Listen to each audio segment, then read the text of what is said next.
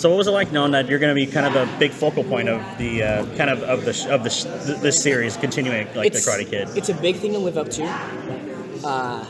Seeing the trailer drop was probably one of the most frightening things ever, because there were two reactions that I saw more than anything. One was like, is this a parody?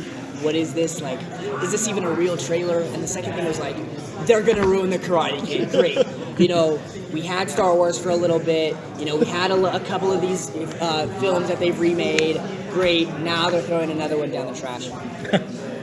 And then my favorite thing is once it came out, all of those voices went quiet. All of them were like, respect, bro. We knew you could do it. We knew it was going to be great. So seeing that reaction is awesome. And going into season 2, there is a lot more responsibility, because now, like, if season 1 was crappy, there would be nobody would be like, we hope season 2 is just as good. But now that season 1 did so well, you have like these different accolades, like the 100% on Rotten Tomatoes or the whatever million views it has on YouTube.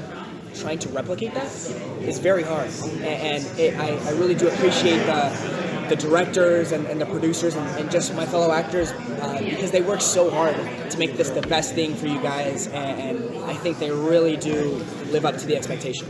It's awesome. I mean, getting to play a character who does, I mean, it's not as immense as Jacob's, it's not that big of a turn, but playing a character who is very vulnerable at the beginning, and someone who is still trying to find their way throughout high school, and getting to watch that person gain confidence and gain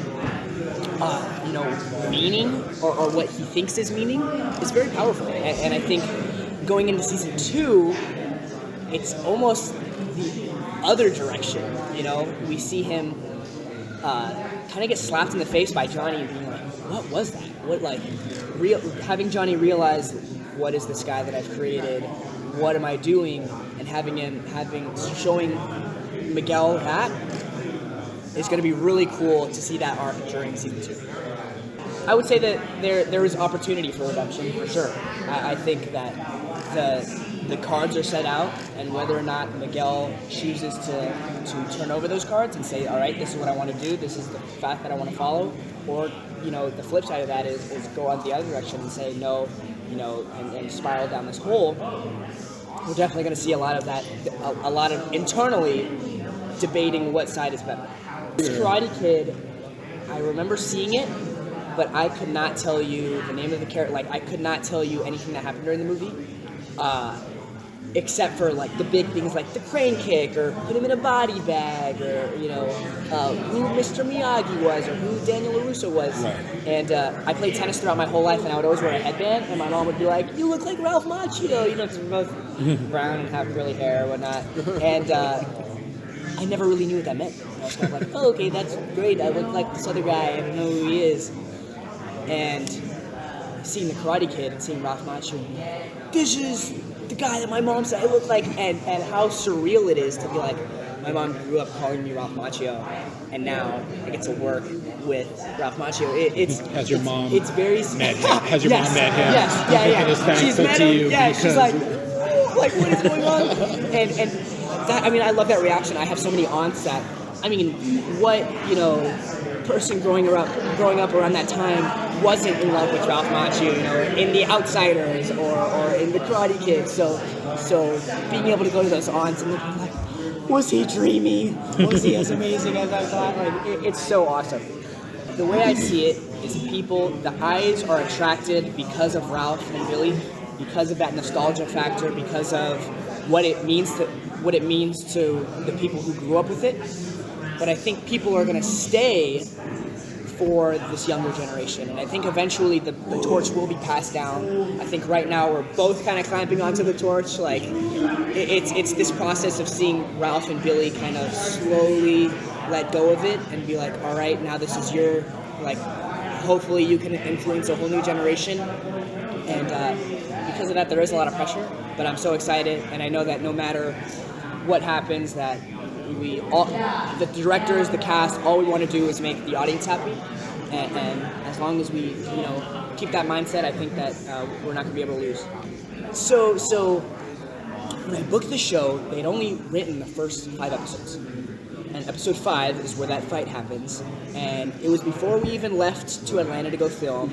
I rushed through the first episode, and I was like, oh, I gotta read the second one now.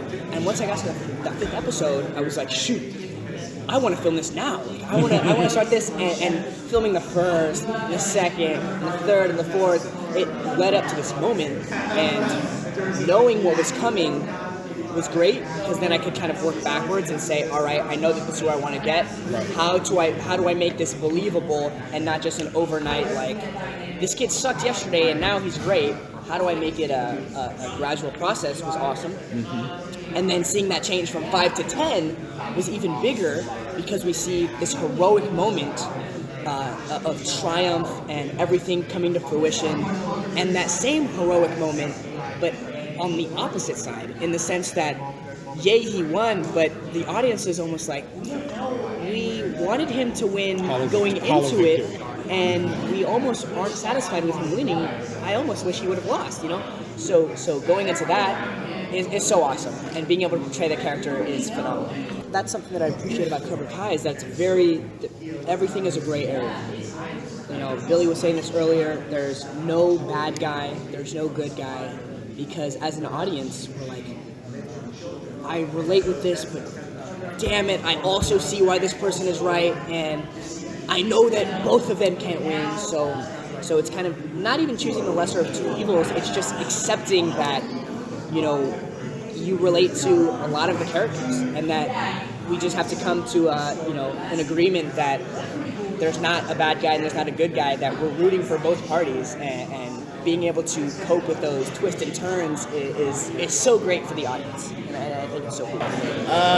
Hawk has another kind of journey in season 2. There's a lot of stuff that happens. Everything in season 1, season 2 just kind of makes bigger. There's a lot of new characters that are coming in. There's a lot of new rivalry, some more tension. Hawk. Obviously we all know he gets the red mohawk, and with that comes, a little bit of a personality shift in a way. He's got another sensei now, so it's a little interesting with that dynamic. I'm excited for everybody to see that, which is really cool. Actually, I loved it. It's sort of like being Hawk is like being able to let out all of your aggression, all of the things that you wouldn't do or wouldn't be able to do, you can do while being Hawk, just because he's badass and can just do whatever he wants. Obviously, there's some repercussions in that, which maybe we'll see in the next season. But it's awesome. I loved playing Hawk. He's super, super fun to play. It's actually not too bad. Yeah. The mohawk itself takes anywhere from like 30 to 45 minutes, depending on how I walk in with my hair that day, because sometimes I just have a gnarly bedhead. Right. But the back tattoo, it's actually like a big temporary tattoo that's split up into 3 pieces, like the wing with the body, another wing, and then like the bottom tail. Okay. And that takes probably like 30 minutes, 25, 30 minutes.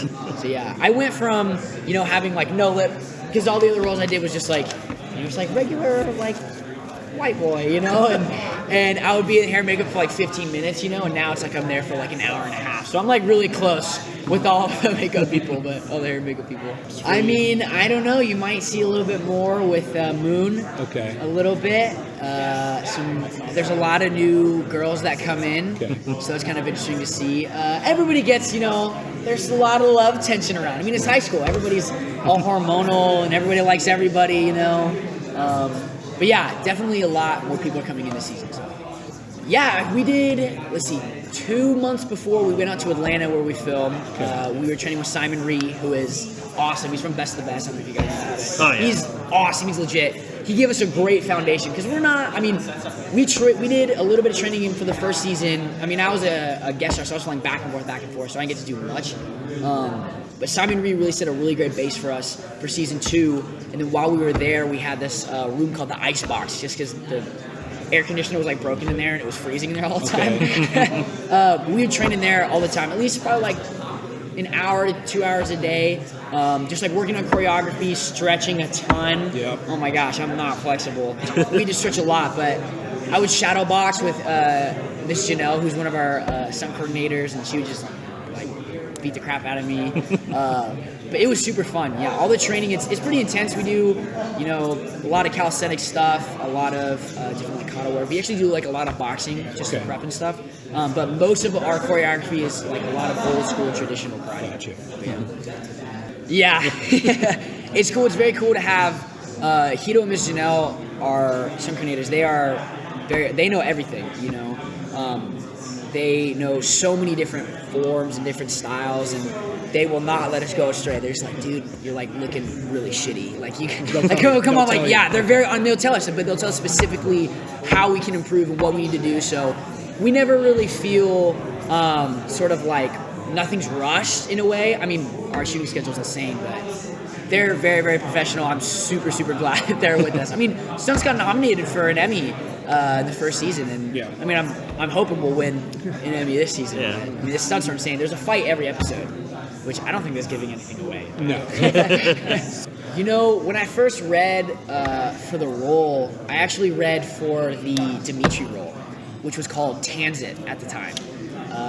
And then they were like, oh yeah, that was great. And it was sort of like, it was good, but we're going to you can try for Eli, which was like, oh, the kid had one line. And I was like, oh, dang. But it was Cobra Kai, so I was like, I'm definitely going to go out for it, you know. I get in the room, and I start reading the sides, and John was actually in the room in my audition, and I get in there, and they're like, you got the wrong sides, and they hand me, like, Hawk sides, and I was like, whoa, this is a crazy guy. Like, this guy's super intense. So I knew that there was some sort of transformation that was happening, and I didn't know exactly how it would happen. We would get the episodes just like sort of like as they would finish them as we were filming.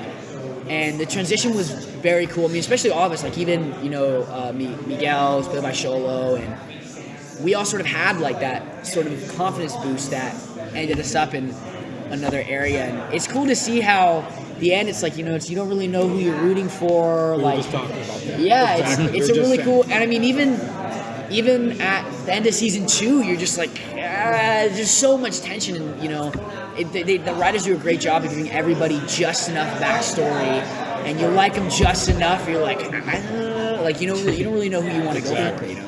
Yeah, I think the parallel is definitely there. I think it's cool what the big three, the writers, did is they really gave, you know, the backstory to Cobra Kai and sort of the methodology behind it. And I think a lot of it is, you know, most of the kids in Cobra Kai are just kids who were bullied. You know, so there's a lot of aggression, like pent-up aggression in that. And I think especially that shows a lot in Hawk. So I think that it's pretty cool to see sort of that being just unleashed, and sort of like this kid who gets a blue mohawk and has a back tattoo and is now getting girls and beating the shit out of people. You know, like that's just kind of cool to see. I think, I mean, Dimitri especially, I think views Hawk is almost bummed. Because, I mean, they were best friends for so long, and they shared a very, very close bond due to the fact that they were total outcasts and no one would, you know, hang out with them. So for him, he's just now he's even more ostracized to the fact that he has no friends anymore. Because Hawk has found this sort of cult-like group to belong to and has all these new friends. As it goes to, like, everyone else in the school, I think they never knew who Eli really was. And so Hawk is kind of like, almost like a new guy at school who's like just this really badass guy, you know? So I think it's very much of a rebirth. So it's either people didn't really know who he was, and now there's just this new guy named Hawk, or they're like, damn, like, that's a pretty cool haircut. You know what I mean? So I think that's sort of like how other people would view him. But Hawk himself, I think, just really wants to leave all of that behind. And if Dimitri happens to be in that category that gets left behind, it's sort of like a bittersweet, so be it, you know? Like he was part of the past, let the past go and move forward. Sort of in a way. I think you see more of that in season 2, of sort of just like, hey, like this could have worked out, but it didn't. I'm really cool now, you're not. You know what I mean? In a sort of way, but, you know, you can't really punch everybody and not expect to get punched back, you know? So, actually, my brother and I, my dad was like, you gotta watch this. You know, it was like that, Usual Suspects. There's like a couple of different movies that my dad like really wanted us to see. And after we saw that movie, we would argue over, because we would want to like reenact it, and we would argue over who got to be, you know, Daniel, who got to be Johnny, and like who really wants to get fake kicked in the face. So it ended up just turning into a wrestle match of just like, I want to be Daniel, and we would just like fight each other over that. So it almost became a point of tension where it's like you almost didn't talk about the Karate Kid because Blake and I would just start fighting, you know?